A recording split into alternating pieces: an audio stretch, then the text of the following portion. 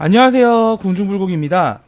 자, 이번 영상은요, 제가 이번 시즌 동안 무과금으로 플레이를 해서 광산을 1000층에 도달하게 됐는데요. 이 광산 1000층 도달할 때까지 이제 많은 패시브 노드도 변경이 됐고, 아이템 세팅, 잼 세팅 이런 것들이 모두 변경이 좀 많이 되었어요. 이렇게 이제 많이 여러 번 우여곡절 끝에 제가 최종적으로 완성된 빌드에 대해서 소개를 해드리려고 해요. 자, 우선은 아이템 세팅을 먼저 보여드리도록 하겠습니다.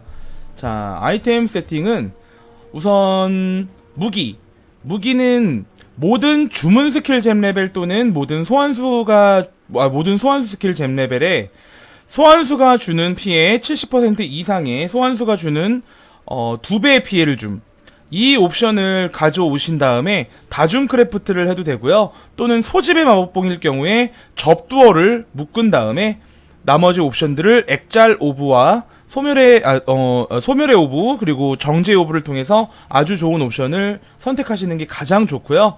일반적으로 많이 사용하는 무기는 모든 소환수가 주는 스킬 잼 레벨에 소환수가 주는 피해에 만화 최대치가 같이 달린 왕이 옵션 그 두 개를 달린 그 두 가지의 옵션을 가져온 상태에서 다중 크래프트를 통해서 아래에 있는 옵션인 소환수의 시전 속도 증가 그리고 소환수가 주는 피해 퍼센트 증가 이 옵션을 장착하시면 돼요. 그 무기에서 물리 피해가 지금 올라가 있는 이유는 저는 명중시 실명을 붙이기 위해서 달아놓은 거고요. 이 실명을 무기에다가 장착할 경우에 물리 피해가 같이 올라가게 돼 있어요.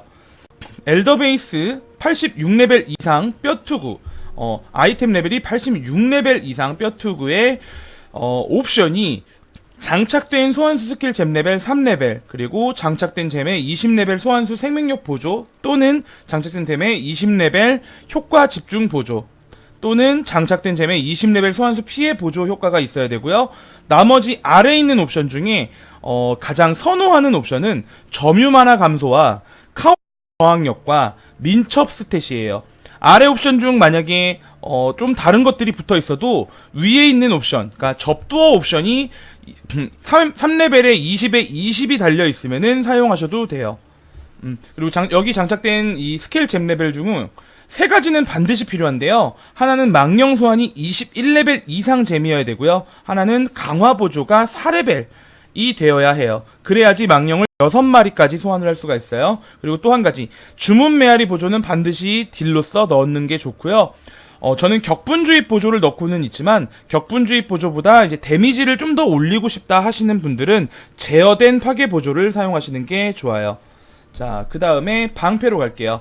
방패는 아찌리의 성찰 또는 커다란 일식을 사용하시는 게 좋고 아찌리의 성찰 같은 경우는 매우 고가인 대신에 지도 파밍이나 여러가지 상황에 대해서 조금 이 저주 같은 거를 영향을 받지 않아서 꽤 좋은 역할을 해주고요. 그리고 모든 원소 저항과 에너지 보호막 최대치가 엄청 많이 올라가게 돼서 이 방패를 사용하시는 게 가장 좋아요. 여기에 있는 잼은요 화염질주와 단련과 소집을 넣었는데 연결이 되어 있지 않아도 상관은 없어요. 자, 그 다음 장화로 갈게요. 장화는 두 가지 색 장화 아이템 레벨 86레벨 이상인 두 가지 색 장화에 옵션을 부여하는 건데요. 일반적으로는 속박의 화석을 넣어서 제작을 하고요. 속박의 화석과 전율의 화석을 같이 넣어서 이동속도 옵션과 망령 소환 잼 레벨을 좀 확률을 높게끔 나오게끔 해서 크래프트를 하시는 게 좋고요.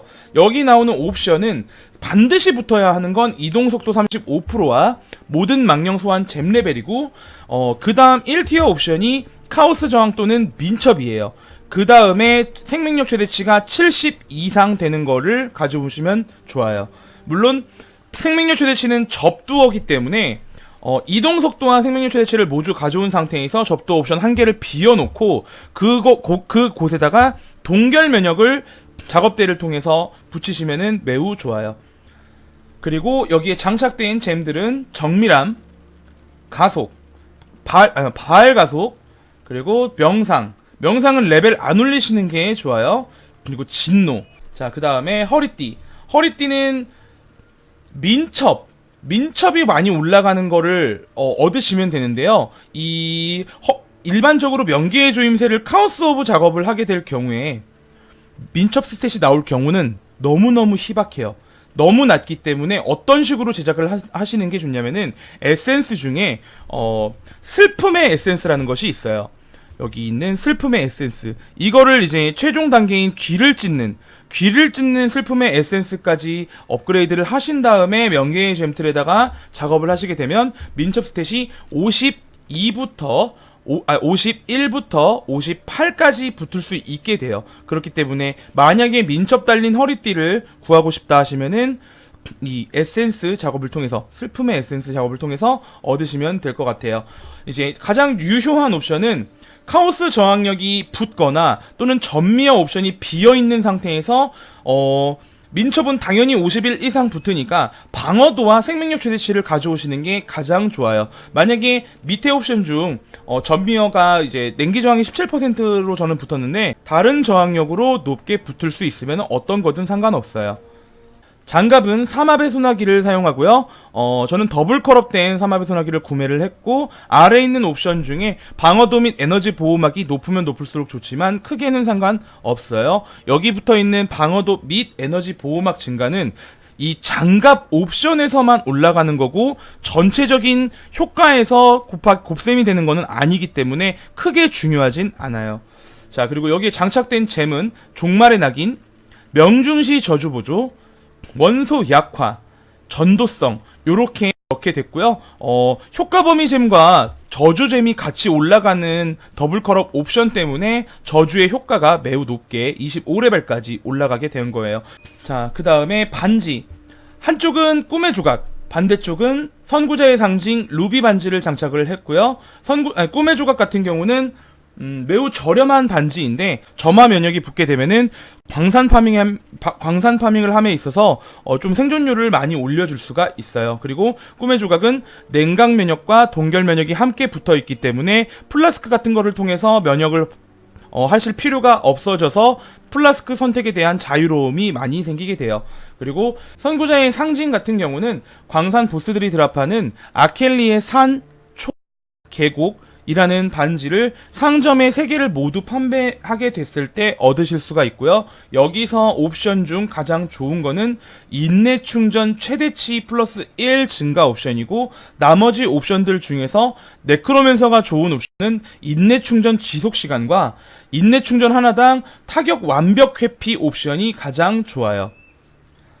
그리고 목걸이인데요. 아까 잠깐 설명을 해드렸지만 아울의 반란 목걸이를 사용하셔도 되고요. 저처럼 징크스 액마기를 사용하셔도 되는데, 징크스 액마기를 사용할 경우에는 데미지는 많이 낮아지는 대신에 생존율이 조금 올라가고요. 이 옵션 같은 경우는 원래는 이런 추가 저주 옵션을 붙여야 돼요. 굶주린 패거리를 먼저 성유 작업을 한 뒤에 타락을 시켜서 추가 저주를 가져오는 게 가장 좋고요. 추가 저주가 나오지 않는다고 하면은 이렇게 5% 확률로 공격 피해를 막아냄, 또는 뭐 각종 수비적인 옵션이 다 붙는 게 가장 좋아요. 지금 제가 이 두 개가 옵션이 바뀌어 버렸는데, 이거는 굶주린 패거리를 넣지 않은 상태에서 타락을 시켰다가 추가 저주가 나온 경우고요. 이거는 굶주린 패거리를 넣었고 타락을 시켰는데 원하는 옵션이 아직 나오진 않았어요. 지금 현재 매물이 없기 때문에 직접 작업을 통해서 얻으셔야 할 것 같아요. 자, 아이템과 잼 세팅에 대해서는 알아봤고, 그 다음에 제 패시브 노드에 대한 설명을 짤막하게 해드리겠습니다. 자, 처음에 네크로맨서는 이쪽 부분에서 시작을 하고요. 우측으로 가셔서 에너지 쉴드를 찍어주시고, 오른쪽에 있는 비전의 집중까지 에너지 보호막 최대치를 올리기 위해 찍어준 뒤에 왼쪽으로 이동하세요. 왼쪽으로 이동하면서 망자의 군주와 중간에 있는 스킬 잼 레벨까지 찍어주고, 스킬 잼 레벨이 아니고 주얼 슬롯까지 찍어주고, 왼쪽으로 이동하셔서 생명력 10%와 모든 원소 저항까지 잠깐 챙겨주신 뒤에 여기 비전 수호라는 거를 반드시 찍어주시는 편이 좋아요. 그렇기 때문에 이쪽으로 여기까지 찍어주고요. 여기서 더 이상 올라가지는 않고 여기 깊은 지혜 쪽에서 왼쪽에서 생명력과 만화를 올리면서 왼쪽으로 주셔서 여기 있는 인내 유대를 주시고요. 인내 유대 쪽에서 왼쪽으로 가서 또 올라가신 다음에 민첩 하나 찍어주시고 위로 또 올라와서 추가 저주는 이제 선택이에요. 갑옷에 추가 저주가 있을 경우에는 추가 저주를 안 찍어주셔도 되고, 갑옷에 추가 저주가 없을 경우에만 이거를 찍어주시면 되고요. 그 다음 소환수, 여기 있는 죽음의 조율, 이거를 찍어주시면 돼요. 왼쪽 아래로 쭉 내려오시면서 카오스 저항력을 챙겨주시고, 이 아래에 있는 주월, 기이한 본능을 받기 위한 주월 패시브 노드까지 찍어주시고, 여기 있는 정의의 군대까지 찍어주시면 될 것 같아요. 그리고 여기 처음에 여기서 왼쪽 위로 올라가셨는데, 여기서 이제 아래로 주면서요, 생명력 퍼센트 잠깐 3포인트 줘가지고 14% 챙기게 되고, 여기 있는 민첩 스탯은 제가 이제 민첩이 10이 모자라기 때문에 1포인트를 더 투자를 한 거고요. 민첩이 부족하지 않으신 분들은 이거는 찍어주실 필요가 없어요. 그리고 아래 내려오면서 주월 슬롯 넣어주시고요. 지능 찍으면서 원소 균형 반드시 찍어주시는 게 좋고, 불굴의 군단 같은 경우는 이제 소환수가 잘 죽는다 싶으시면 찍어주시면 되고, 소환수가 잘 안 죽고 있으면 안 찍어주셔도 상관은 없어요. 그리고 지도 파밍을 할 때는 불굴의 군단은 안 찍어주시는 게 좋아요. 그 다음에 쭉 내려오시면서 여기 체제로 내려가면서 여기 있는 주월 슬롯 챙기면서 제촉의 계약을 반드시 6시 방향에 넣어주시는 게 좋고요. 여기서 또 왼쪽으로 가서 주월 슬롯 찍어주시고, 아래로 내려가면서 생명력, 전사의 심장까지 이렇게 찍어주시고요. 위로 올라오셔서 엄숙한 계약, 이거를 꼭 찍어주셔야 되고, 약간 위로 3포인트까지 투자해서 생명력을 좀 챙겨주시면 될 것 같아요. 그리고 여기 원소 균형 쪽 오른쪽으로 올라오시면서 오른쪽으로 이렇게 가서 여기 있는 주월 슬롯을 넣어주시고, 여기에다가 카디로 주월을 넣고 큰 패시브 노드를 하나 찍어서 타락의 정점을 챙겨주시면 될 것 같아요. 그리고 카디로 주월 같은 경우는 소환수가 주는 피해를 올려주는 빈민가 군주가 있으면 매우 좋겠지만, 빈민가 군주가 없다 하더라도 여기 있는 영원한 회복력이라는 거를 가져오게 되시면 우리가 인내를 충전하는데 매우 큰 도움이 되기 때문에 이거를 좀 있는 게 좋을 것 같아요. 그리고 올라오면서 저는 방어도 80% 올라가는 게 하나 있어서 이걸 줬고요. 그리고 광산 700층, 800층 이상부터는 엄숙한 의도를 반드시 찍어주셔야 돼요. 엄숙한 의도 없이 800층 이상에서 광산 지도 상태에 따라 다르겠지만 피해를 굉장히 많이 주는 광산 맵을 만나게 되면은 매우 위험하니까 이것까지 찍어주시는 게 좋아요. 그리고 우리가 사용하는 유니크 주월들에 대해서 짤막하게 설명드릴게요. 일단은 이거는 레어 주월이고, 저는 카오스 저항력이 약간 부족한 상태였기 때문에 카오스 저항력을 챙기기 위해서 이 카오스 저항력과 최대 생명력 퍼센트가 올라가는 아주 저렴한 주월을 하나 사용을 했고요. 그리고 끝없는 허기는 반드시 1개 이상은 사용해 주셔야 되고, 저 같은 경우는 만약에 소환수 이거 카오스 저항력이 부족하지 않게 되면은 끝없는 허기를 1개 더 여기 12시 방향에 넣을 생각이에요. 끝없는 허기는 무조건 하나 필수. 그 다음 기이한 본능, 요즘 가격이 매우 비싸긴 한데 기이한 본능은 가격이 비싼 만큼 그만한 역할을 톡톡히 하기 때문에 반드시 넣어주시는 게 좋고요. 그리고 감시자의 눈 분광 주얼은 명상의 영향을 받는 동안 최대 만화의 18%를 에너지 보호막 최대치로 추가 획득이라는 이 옵션을 선택해 주시면 될 것 같아요. 그리고 아까 잠깐 말씀드렸지만 제촉의 계약이라는 소환수의 실현 속도를 많이 올려줄 수 있는 이 주얼도 1개 정도는 반드시 필요한 것 같아요. 이거 마지막 이거는 잠깐 아까 설명드렸지만 카디로를 기념하기 위한 이 옵션을 넣게 되면은 큰 패시브 노드가 타락의 정점으로 바뀌게 되고, 이거를 이제 찍었을 경우에 신의 슬픔이라는 플라스크 없이도 에너지 쉴드와 생명력을 모두 100%로 회복시켜줄 수 있게 돼요.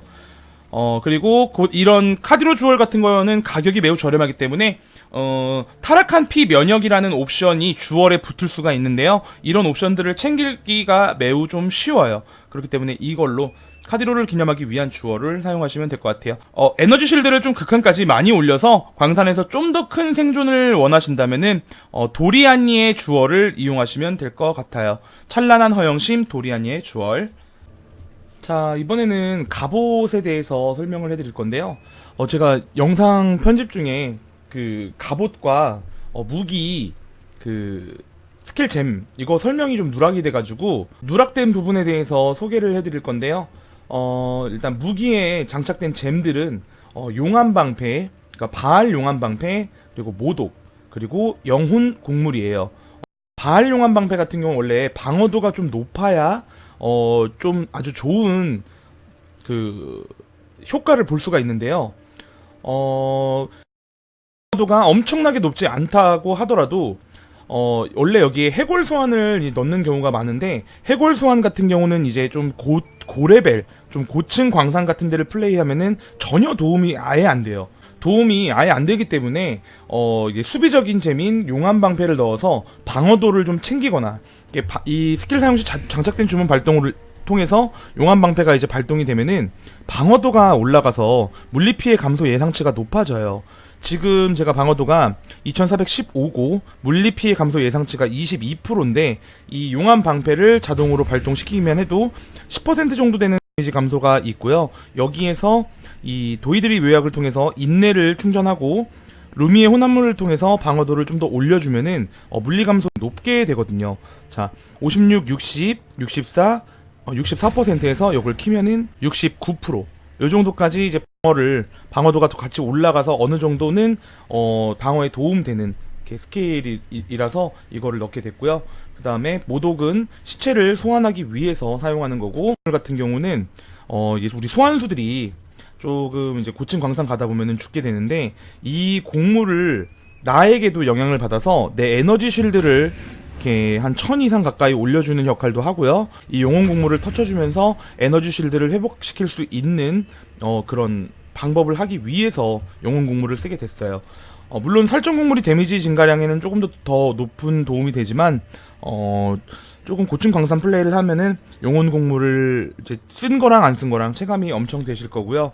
여기 있는 엄숙한 의 함께 영혼 곡물을 사용하게 되면은 소환수 최대 생명력의 10%를 에너지 보호막 최대치로 추가 획득이라는 옵션 때문에 굉장히 소환수들이 안정적으로 사냥을 할 수가 있게 돼요.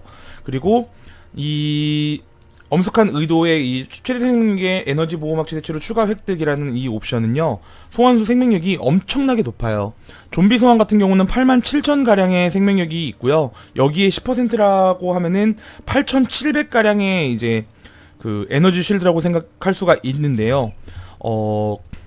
원래 가지고 있는 에너지 쉴드량도 같이 포함이 되기 때문에 생각보다 정말 큰 엄청난 양의 에너지 쉴드가 생기게 돼요. 자, 그 다음에 갑옷인데요. 갑옷 같은 경우는 일반적으로는 망령수 최대치가 1 올라가는 갑옷에다가 추가 저주를 부여하고, 그리고 이 최대 생명력의 10%를 에너지 보호막 최대치로 추가 획득과 카오스 저항력을 챙기기 위한 이제 속성 저항과 부족한 속성 저항과 카오스 저항력을 같이 올리게 되는데요.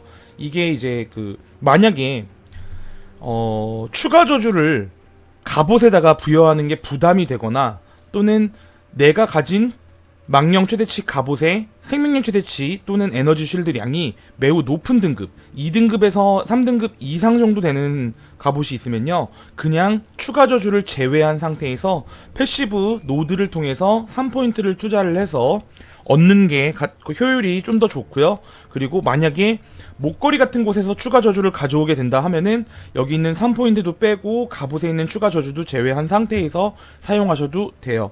만약에 추가 저주를 갑옷에서도 가져오고 목걸이에서도 가져왔다, 그럼 당연히 이거를 빼고 저주를 3개까지 사용할 수가 있는데, 저주를 만약에 3개까지가 사용이 가능하다 그러면은 바알 용암 방패를 빼고 여기에다가 암살자의 징표를 사용하시는 것도 매우 좋아요. 왜냐면은 소환수들에게도 암살자의 징표 효과가 적용되기 때문에 좀 더 안정적인 사냥이 가능하기 때문이에요. 근데 그 저주를 3개까지 이용하는 거는 약간 호불호가 많이 갈리기도 하고요. 그리고 조금 나의 생존 상태 자체에서는 도움이 되지 않기 때문에 선택하시면 될 것 같아요. 바알 용암 방패 또는 암살자의 징표로. 가끔 반지에서 암살자의 징표를 가져오면 되지 않느냐라고 하시는 분들도 계시는데요. 그렇게 해도 상관은 없지만 반지가 이런 꿈의 조각이라든지 선구자의 상징이라는 게 워낙 좋기 때문에 다른 그런 레어 반지를 통해서 암살자의 징표를 가져오는 거는 좀 안 좋고요. 그리고 소환 몹들, 망령 소환수 중에서 한 마리를 버프를 제공하는 소환수로 해갖고 암살자의 징표를 걸게 해도 망령이 6마리인 거랑 5마리가 공격하는 거랑은 데미지 차이가 너무너무 심하기 때문에 웬만하면은 추가 저주를 하나를 더 챙겨서 암살자의 징표를 넣는 거를 추천드려요.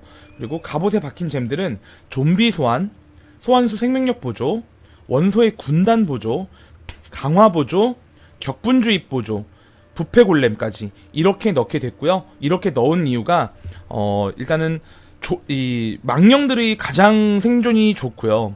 왜냐면은 레벨이 망령이 31레벨짜리 망령잼이 써갖고 91레벨이기 때문에 굉장히 안 죽거든요. 근데 좀비 소환이나 부패 골렘 같은 경우는 광산 한 700층, 800층만 돼도 그 점화 속성이 갈린 몬스터거나 또는 중독 또는 출혈 이런 상태의 몬스터들, 그리고 또 피해량이 굉장히 높은 맵들, 그런 곳에서는 좀비와 부패 골렘이 죽을 수가 있어요. 그렇기 때문에 강화 보조와 생명력 보조와 원소의 군단 보조를 통해서 모든 원소 조항 최대치도 올리고 생명력도 올리고 레벨도 올려서 최대한 죽지 않게끔 만든 거고요. 삼합의 소나기를 통해서 물리 피해의 25%씩 총 100%를 번개 피해로 이미 전환을 했기 때문에 이 저주 효과를 받아서 데미지가 아주 많이 증가되진 않지만 어느 정도 보조 딜러 역할은 충분히 취하실 수 있을 거예요. 그렇기 때문에 좀비 소환, 소환수 생명력 보조, 원소의 군단 보조, 강화 보조, 격분주입 보조, 부패 골렘 소환 이렇게까지 넣어주시면 될 것 같아요.